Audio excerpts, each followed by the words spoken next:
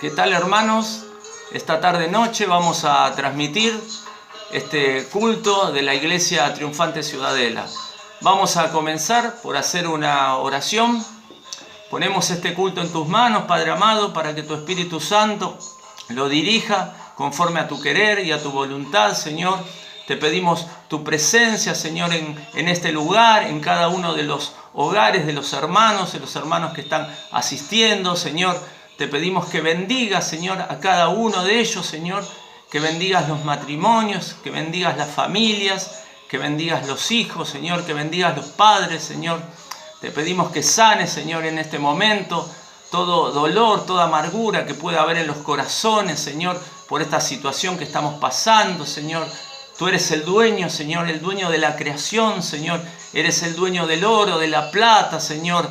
Por eso nos encomendamos a ti, Señor. Y sabemos, Señor, que todo nos va a ser para bien, Señor. Te pedimos que cubras, Señor, este nuevo lugar, Señor, este nuevo territorio, Señor.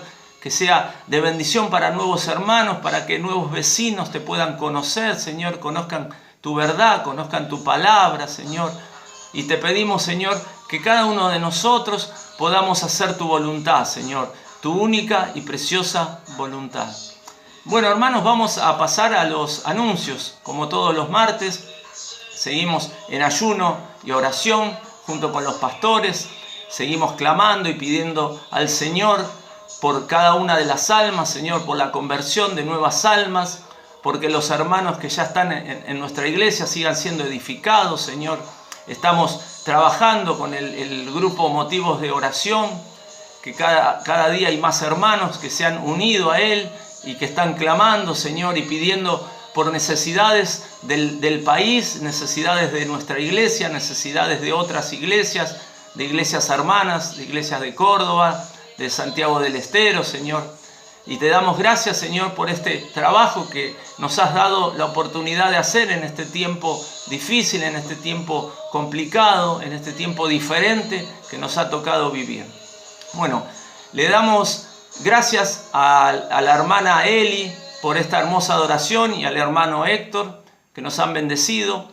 Y vamos a comenzar con la palabra de nuestro Rey, la palabra de nuestro Dios, lo que Él se ha revelado y que nosotros necesitamos conocer. Vamos a pedirle al Señor que nos ilumine, que ilumine a cada uno de nosotros de lo que estamos compartiendo a través de las redes, que nos dé entendimiento, que nos dé sabiduría para poder comprender y podamos compartir este mensaje con otras personas, con familiares, con vecinos, en algún trabajo. Que no quede en nosotros esta palabra, Señor, que hoy vamos a escuchar. Bueno, el título de esta prédica se llama Camino al cielo sin pecado y en santidad. Y esta puede ser la historia, tal vez puede haber sido su historia o la historia de cualquiera de nosotros, de Raúl, de Pedro, de Josefa, de María, la historia de cualquiera de nosotros, donde hemos conocido al Señor, comenzamos a congregarnos, tal vez hicimos la oración de entrega, pasó un tiempo, nos bautizamos, pero seguimos pecando. Ahora, yo les hago una pregunta.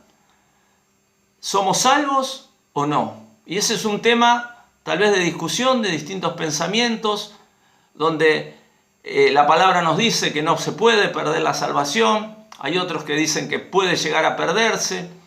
El tema es realmente en qué momento y si hemos sido nuevamente, hemos nacido nuevamente. Y ahí está el secreto.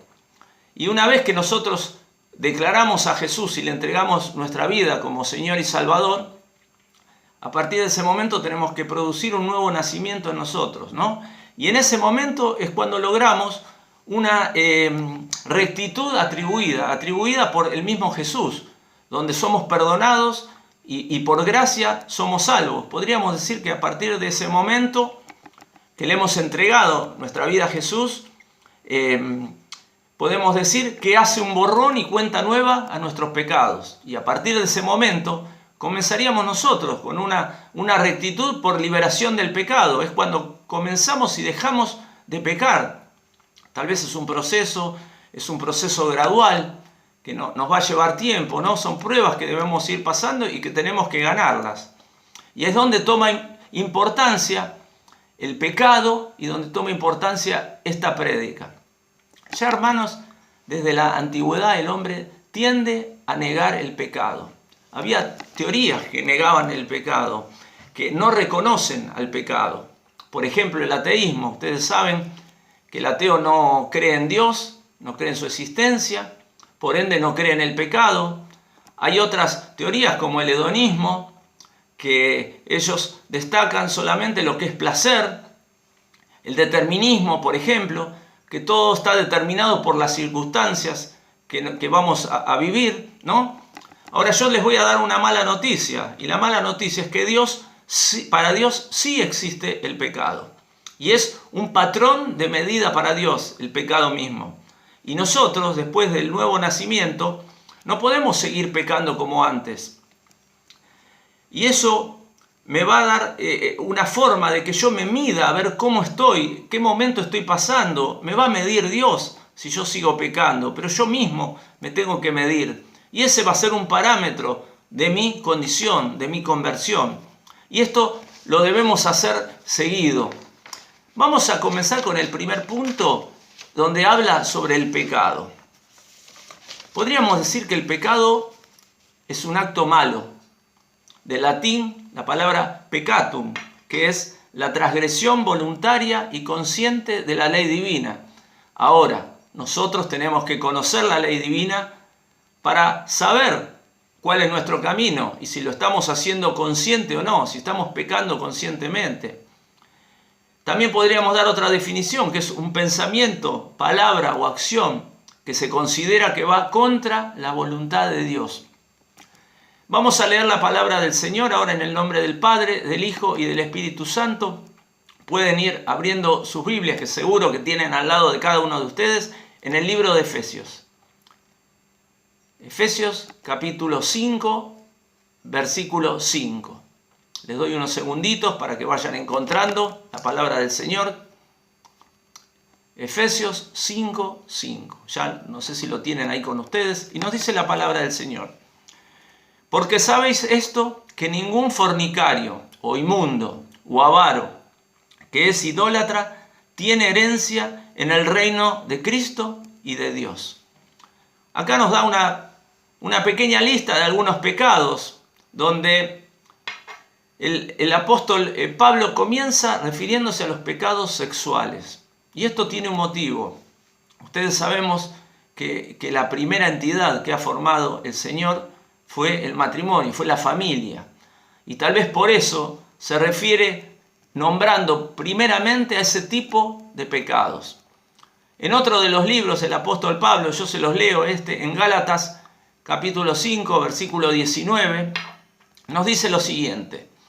Y manifiestas son las obras de la carne, que son adulterio, fornicación, inmundicia, lascivia. En el 20 nos dice idolatría, hechicerías, enemistades, pleitos, celos, iras, contiendas, disensiones, herejías. En el 21 nos dice envidias, homicidios, borracheras, orgías y cosas semejantes a estas, que los que practican tales cosas no heredarán el reino de Dios. Bueno, acá nos da una larga lista y también coincide con los pecados sexuales en primer lugar.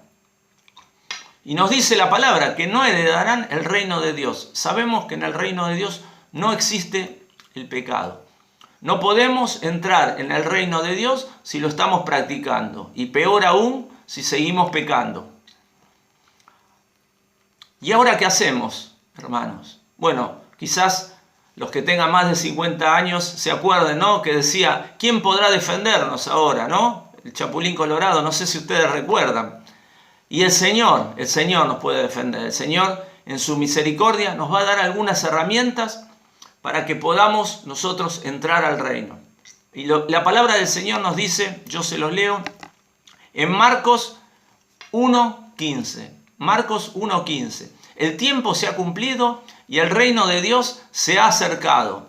Arrepentinos y creed en el Evangelio. Hermanos, nosotros vivimos un tiempo de gracia, el periodo de la gracia. Y su palabra acá es clara. Nos dice, debemos arrepentirnos y creer Y yo podría agregar obedecer al Señor.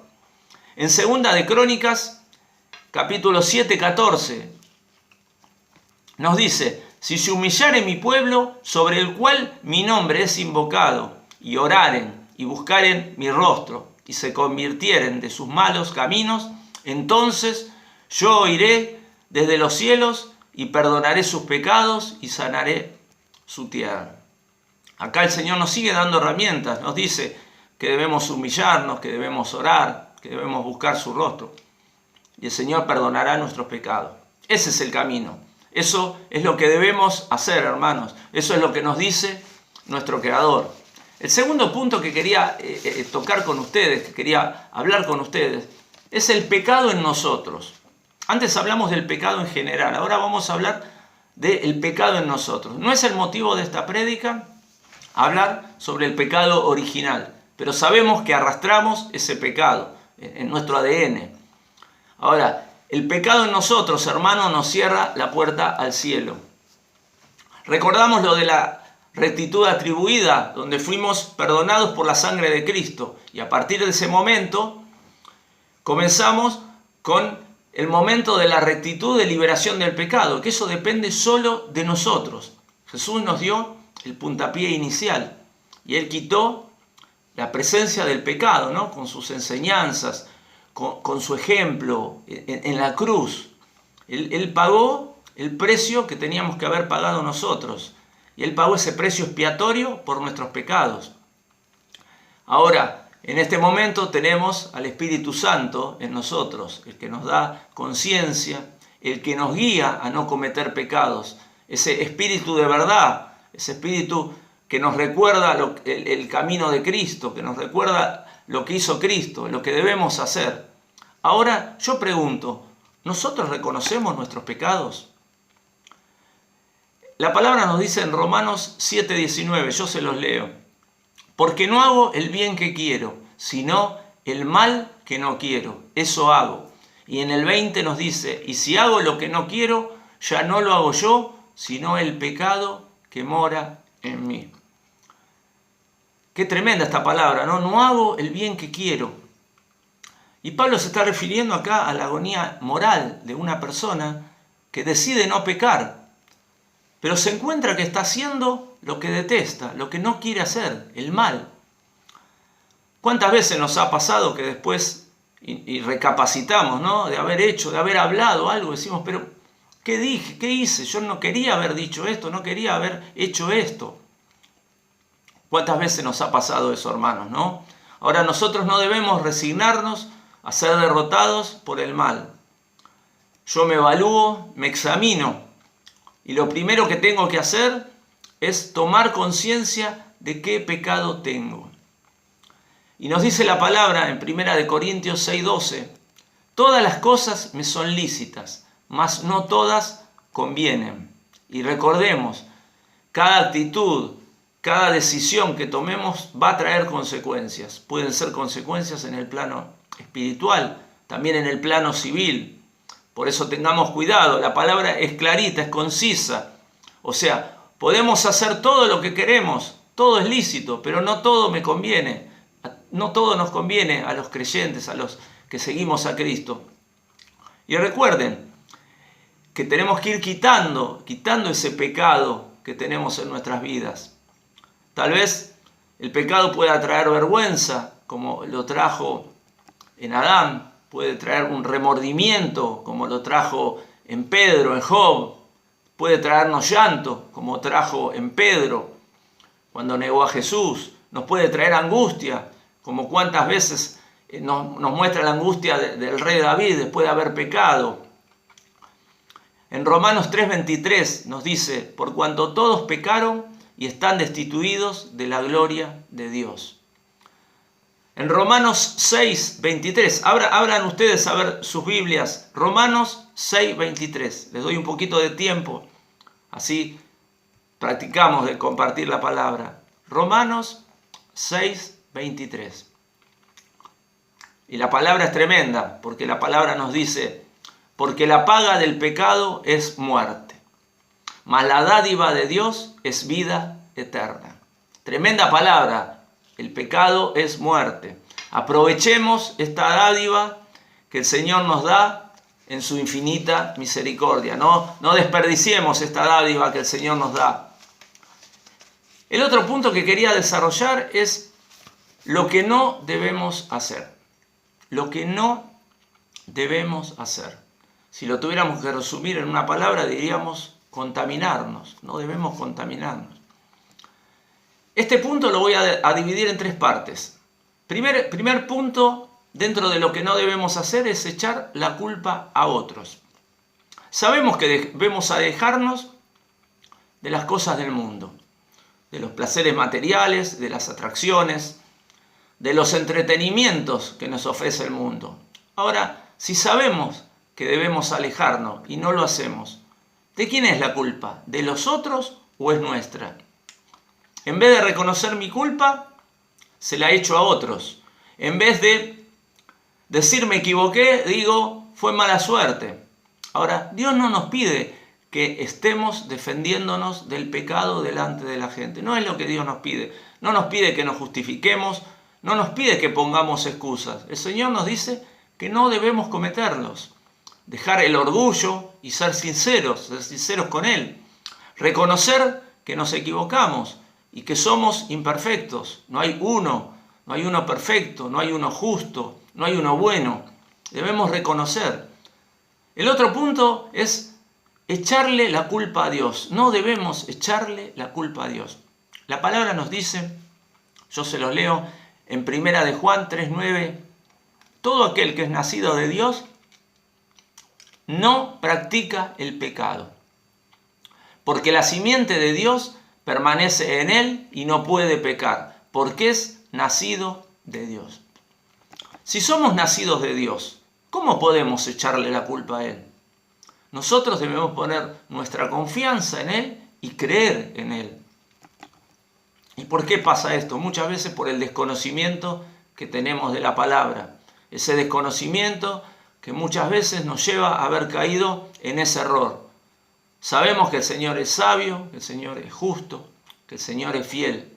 El Señor es nuestro escudo, no es la espada enemiga, es nuestro escudo. El Señor es el que nos guarda, el que nos cubre, y no esa espada enemiga que nos ataca. Y debemos recordar cómo pasó con Job, donde Job se tuvo que arrepentir y pedirle perdón a Dios. En el libro de Job, en el versículo 42, en el capítulo 42, versículo 3, nos dice la palabra: ¿quién es el que oscurece el consejo sin entendimiento? Por tanto, yo hablaba lo que no entendía, y cosas demasiado maravillosas para mí, que yo no comprendía. Decía Job, cosas que no entendía, cosas que no comprendía. Y en el 4, el versículo 4 dice: oye, te ruego y hablaré, te pregunto y tú me responderás, y tú me enseñarás, En el 5 dice: de oídas te había oído, mas ahora mis ojos te ven. Por tanto, me aborrezco y me arrepiento en polvo y ceniza. Bueno, esta era una señal de vergüenza, de arrepentimiento que usaba el pueblo judío para mostrarle a otros este arrepentimiento que sentía. Y esto es lo que sintió Job en ese momento. Debemos entender, hermanos, que el Señor está a nuestro favor. Y dentro de esto que no debemos hacer, el último punto es echar siempre la culpa al diablo. A ver, mientras seguimos pecando, estamos bajo la autoridad de Satanás. Eso lo sabemos. Jesús vino a liberarnos del pecado y que ya no tenga autoridad sobre cada uno de nosotros. En Apocalipsis 2:11 nos dice: el que venciere no sufrirá daño de la segunda muerte. La segunda muerte, hermanos, es la muerte definitiva. Es la muerte que los que hemos sido salvos no pasaremos. Es esa muerte que no será final, sino va a ser una muerte constante. Pero el que venciere no la sufrirá. Hermanos, nuestras puertas abiertas nos dan acceso al diablo a que ejerza su trabajo. Coincidimos en eso. ¿Y qué son puertas abiertas? ¿Qué podemos llamar puertas abiertas? Pueden ser puertas abiertas los malos actos, la brujería, congregarse con alguna secta, hacer pactos. Eso son puertas abiertas, son puertas que no debemos dejar. Y el error que muchas veces caemos en estar siempre ocupados con el diablo, en vez de someternos a la humildad del Señor. Es obvio que hay culpa de Satanás y que debemos clamar, pero no siempre es la culpa de él. Hay personas que cada cosa que le pasa, cada situación en el día, lo culpan al diablo. Si se le quedó el auto, es culpa del diablo. Se cayó, es culpa del diablo. Todo es culpa del diablo y no es así. Y lo que nos ha dicho Dios y que nos ha mandado, Dios no nos dice de declararle la guerra al diablo para curar al mundo. Eso le corresponde a Él. Él nos ha puesto en esta sociedad para disminuir ese flujo de maldad. Pero nosotros no podemos ganar esa guerra. Esa guerra le corresponde al Señor. Como decía en la parábola del trigo y la cizaña, donde estaban juntas y había que dejarlas crecer juntas. Pero los segadores la recogerán. El Señor y sus ángeles son los que acabarán con el mismo Satanás. Lo que sí nos dice es que nos desviemos de las malas actitudes. No sé si recuerdan la lista que les di al principio, en Gálatas 5, esa enorme lista de pecados. Eso es lo que debemos dejar de hacer. Nosotros debemos rendirnos y obedecer al Señor. No siempre la culpa es del diablo y no toda enfermedad es puesta por Satanás. El último punto que quiero tocar es lo que debemos hacer. Prestemos atención, lo que debemos hacer. Desde el libro de Mateo hasta el último libro de la Biblia, que es Apocalipsis, el énfasis está puesto en el comportamiento santo, en todo el Nuevo Testamento. La palabra nos dice en 2 Corintios 7:1, capítulo 7, versículo 1, nos dice lo siguiente: así que, amados, puesto que tenemos tales promesas, limpiémonos de toda contaminación de carne y de espíritu, perfeccionando la santidad en el temor de Dios. Yo vivo y hago en santidad. Es una actitud de vida. No debemos ser tibios, no debemos ser descuidados. Debemos trabajar los pecados. Dios es santo y nosotros debemos ser santos. Nosotros le declaramos la guerra al pecado. Debemos confesar, arrepentirnos y orar para que el Señor nos dé la fortaleza, nos dé la determinación para vencer. Debemos desarraigar el pecado cada día de nuestras vidas. Y pedir perdón a Dios es lo que nos diferencia de Satanás. Él no se arrepiente y queda su pecado escondido. Y que cuando un pecado queda escondido es cerrarle la puerta al perdón. Somos luz y pedimos perdón. Y Dios nos limpia, así como nosotros perdonamos. Y nos dice en Lucas 17:4, cuando Jesús le dijo a sus discípulos: y si 7 veces al día pecare contra ti, y 7 veces al día volviere a ti, diciendo me arrepiento, perdónale. Tremenda la palabra de Jesús, ¿no? Cuando les enseñaba a sus discípulos. Nosotros, hermanos, cada pecado lo tenemos que tratar en particular con Dios. Tal vez nos lleve tiempo controlar el pecado. Hay algunos pecados que son difíciles de controlar. Y nos dice la palabra en 1 de Juan, capítulo 1, versículo 9. Si confesamos nuestros pecados, Él es fiel y justo para perdonar nuestros pecados y limpiarnos de toda maldad. En el versículo 10 nos dice: y si decimos que no hemos pecado, le hacemos a Él mentiroso, y su palabra no está en nosotros, y el Señor obra de esa forma en nosotros.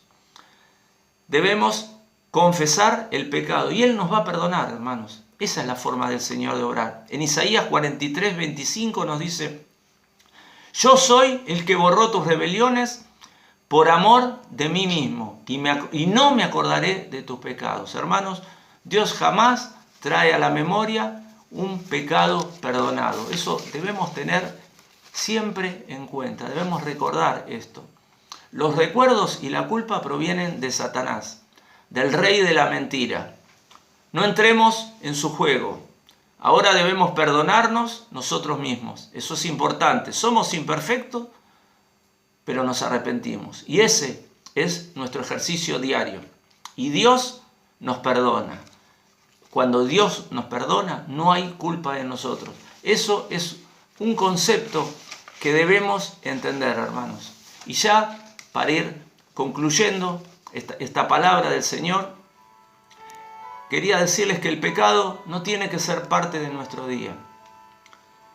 Si seguimos pecando, hermanos, estamos bajo la autoridad del lago de fuego.